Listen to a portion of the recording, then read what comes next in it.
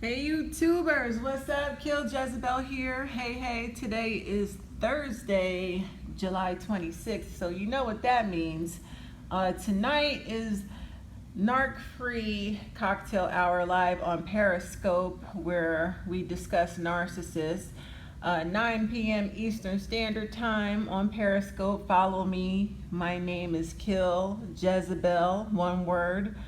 And I'm a little winded. I've been running. I don't know if you guys could tell, but a little bit out of breath here. But yeah, tonight, bring your drinks. You know the routine. Bring your beer, your glass of wine, your tea, your soda. Bring it and log on. Tonight, I am doing a strict Q&A session. That means you guys ask me a question about your situation and I will answer it live during my stream. Okay, so we're doing a live question and answer Q&A type of stream on narcissists this evening. So I'll see you guys. You guys have been holding me down, and thank you for that. And don't forget, I'm starting a empath prayer request line. I've been getting several requests already. I'm going to do it every Sunday where I do a video and I'll release the first names of people who have put in requests for prayer.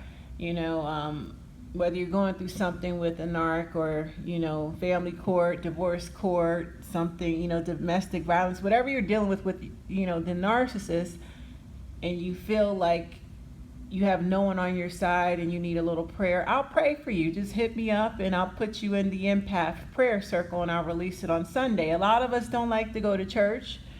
You know, a lot of us are not religious. A lot of us are, in fact, spiritual. I'm very spiritual. So, you know, this is a good way to get your dose of spirituality without having to go to church on Sunday, you know, just to know someone's praying for you. All right. So today's topic, really quickly, let me give you some motivation, empaths. Don't you dare. Don't you dare step off of your throne. Don't you step off your throne to address a peasant. Do you understand me? And when I say peasant, I mean the narcissist. I mean the toxic new supply. I mean the nasty flying monkey and anyone that is out to destroy and dismantle your self-esteem and break you down spiritually. Anyone that's toxic, okay? You don't come off of your throne to address a peasant. And let me tell you something.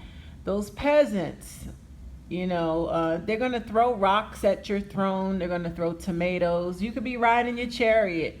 Who was that made that? There's a story behind that where, I don't know who it was. They're riding their golden chariot and they drove past some hecklers and some peasants and they were throwing tomatoes.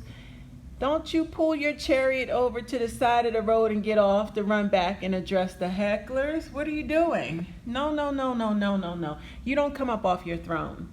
A king or a queen does not address a peasant. Never that.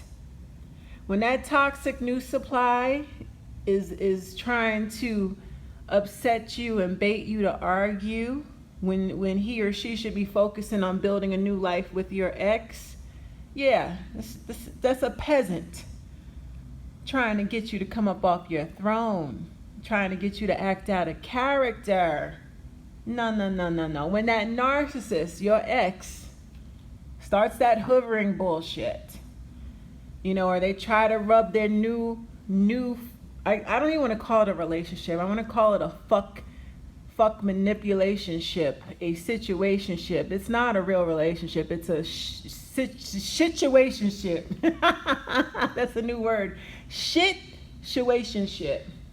Oh, that's a tongue twister. But no, they try to run, you know, their new supply all in your face. That's an attempt to get you to act out of character and to get you up off your throne, sweetie. No, kings and queens don't come off their throne to address peasants. You let them have the ground. You let them stay on the ground. You let them stay beneath you. Never that.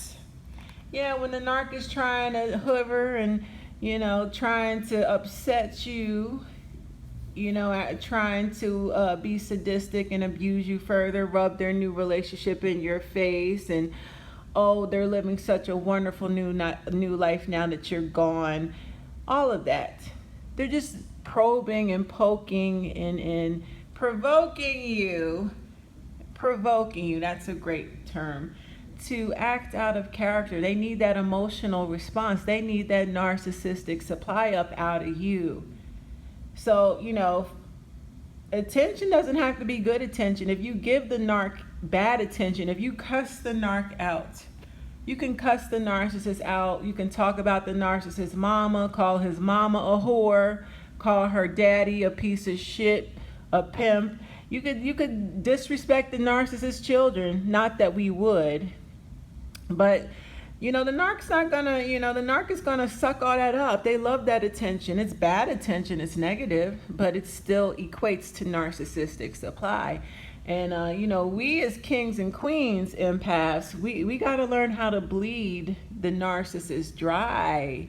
It's all about indifference. It's all about drying out the supply. No more supply. No more. And for the toxic flying monkeys and the enablers that just won't leave us alone, that keep passing messages or trying to get us to go back to the narc, no. You don't come off your throne for them either. Absolutely not. You send them back. Remember I told you guys to cast the demons back from whence they came from?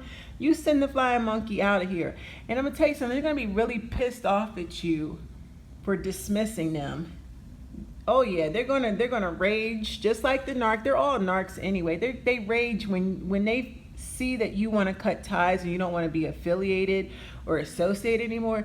Oh, they rage. They rage. I've been through this so many times. They get so mad when they learn that you want to cut them off, because it should be the other way around. It's in their mind. It's really should be them cutting you off because you're inferior to them in their eyes. But when you beat them to the punch and you say, you give me the silent treatment, motherfucker, I'm gonna make sure you eat that silent treatment. Thank you for giving me the silent treatment, because you just did both of us a favor. You made my job more easier of dismissing your ass permanently. Get the fuck on. You and your silent treatment, kiss my ass. Get the fuck on. I don't need your silent treatment. I'm glad that you're being silent. I'm glad that you're getting away from me. I'm glad. Because when you try to come back, and we both know that you will try to come back, oh bitch, that door will be slammed in your face. Step. And don't ever come back. Empaths, you were robbed of your self-esteem, your beautiful qualities, everything that makes you unique, that the narc came in and robbed you of it. And, a lot of us have forgotten who we were in the process. But I'm here to remind you, you are a king and a queen. You are royalty, baby. You are royalty. And guess what? Royalty sits high and mighty on their throne. You see how the Queen of England, how she carries herself? That lady don't give two fucks about nobody. She knows who she is. She knows when she walks into a room, everybody better stop and pay respect. You got to carry yourself like a king and a queen.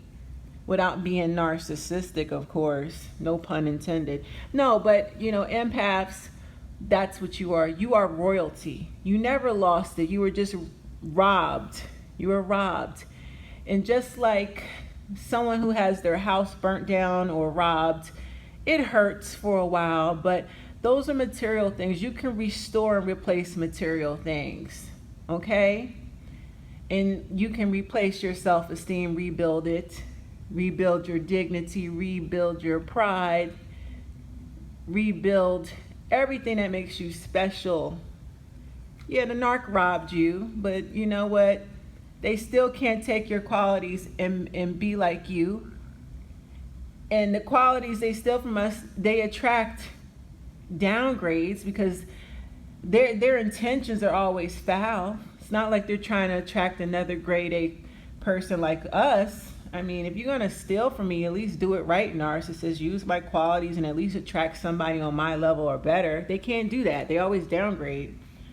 But listen, king, empath, queen, empath, listen, you guys, you are royalty. Start conducting yourself as such. Don't you forget who the fuck you are at the end of the day. That's why you were targeted, because you're royalty.